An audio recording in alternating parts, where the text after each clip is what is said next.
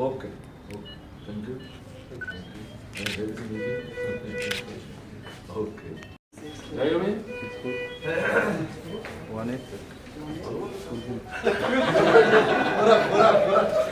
তাকে দেখতে এলেন এবং কি হয়েছিল ঘটনা যদি একটু বিস্তারিত। গতকালকে শালগড়াতে সকালবেলায় ভোট দিতে এসেছিলেন, ঘুম থেকে উঠে ভোট আরম্ভ হওয়ার আগেই পেছন থেকে এসে আক্রমণ করে, এবং এই পরিস্থিতিতে ভোট দেওয়ার মতো অবস্থা ছিল না, কিন্তু বাবা ছেলেকে বলেছে ভোট দিতে এসেই যখন তুমি আক্রান্ত হয়েছো, ভোট না দিয়ে হাসপাতালে যাবে।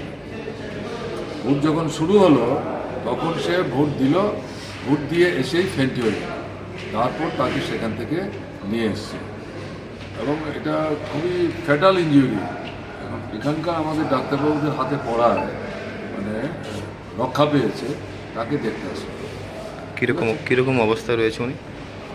ডাক্তারবাবুরা বলছে আগামী কয়েকদিনের মধ্যে ঠিক একটা জায়গায় চলে আসবে, তারা স্যাটিসফাইড যে অপারেশনটা। আহত যুবকের পরিবারের তরফ থেকে সরাসরি বিজেপির কর্মীদের বিরুদ্ধে অভিযোগ করা হয়েছিল, সেই বিষয়টা নিয়ে কী বলবেন? সেই বিষয়ে কী করে বলে দিল, পুলিশ দেখবে, যেটা আমি বলতে পারবো না। তো গতকালকে হসপিটাল থেকে, হ্যাঁ, ওই যে কোথায় জানি হলো গোলমালটা,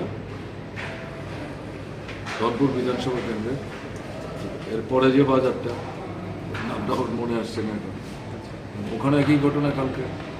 ওই ভোটের সময়ের পরে শেষ হয়নি ভোট, হ্যাঁ, কাকরি বিট, ওখানে